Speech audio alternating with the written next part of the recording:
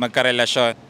Ando po daw yun. Dili po rin ginidili ni magkarelasyon. Situationship. Ay di pa ka mo? Kinsa may ga-decide nga situationship sa ano eh? Murag both kan lang, sabot lang po. So mutual understanding lang. Ikaw paabot. Sure, ang laki may magpaabot, di ba?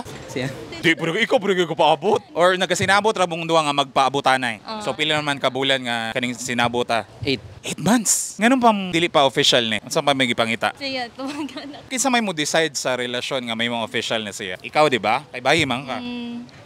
Nganong mang naabtan pa ng 8 months? Unsa may mong gipangita pa? Sa ko panguta, kuan. Sa sulod sa 8 months napay kulang? Or karon mahimo na ning official ron? Acha, buot ko. Bita-bita. Unsa pay murag feeling nimo kulang or kailangan pang i-continue? Actually, gapon. Ano man? Unsa man na ito gapon? Kabangin natin. Ay, sok mo na yun eh. Mo ni deciding factor murag gihatag ning sign ni God. Dagay. Dagay. Pero what ba tabolo unsay mahitabo? So, sige ato sa itong bagong tumangutana nga. Unsa pay gipangita or gibulong or gihulat nga sign para mahimo na ning official? Ay, kaan pag sa akong parents. Sa parents? Oh, sa akong parents like Bawal pa ka? something like that. Like kay kaan mo good, I'm kaan ba? Youngest. Tas mirag iyang strict gali ay kanang paghigpit as babae. Tas mostly ako mga magulang sayo manggod na minyo. Mo na gilikayan sa imong ginikanan? Oo. Achiever pud ba? Tas basin mahadlok sila nga if ever inana. Mo na yung usas mga nakapugong? Oo. Sige, di na nato ni-discuss. Basta ang ginikanan gani magbuot, di na ta makakuan. Kay balo ba, ikaon sa ilahang ginuhon na para po sa atong kaugmaon. So padayon sa ninyo, sa naan ninyo karon ha. Dili sa tamusoy sa mga magulang ni sulod sa relasyon o kaminyoon nga wala di oras. Di oras ba? Or dili ra gyud ganan imong mama mo ra og magkagirelasyon rog sayo. Oo, mirag ginana ko yan. Sige nganon siya, men.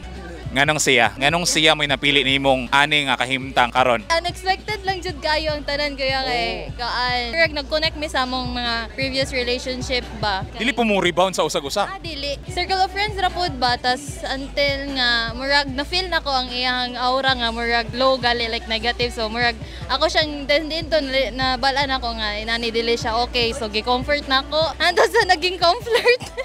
Pero kamo at least kamo duwa free na mo itong mga panahon na.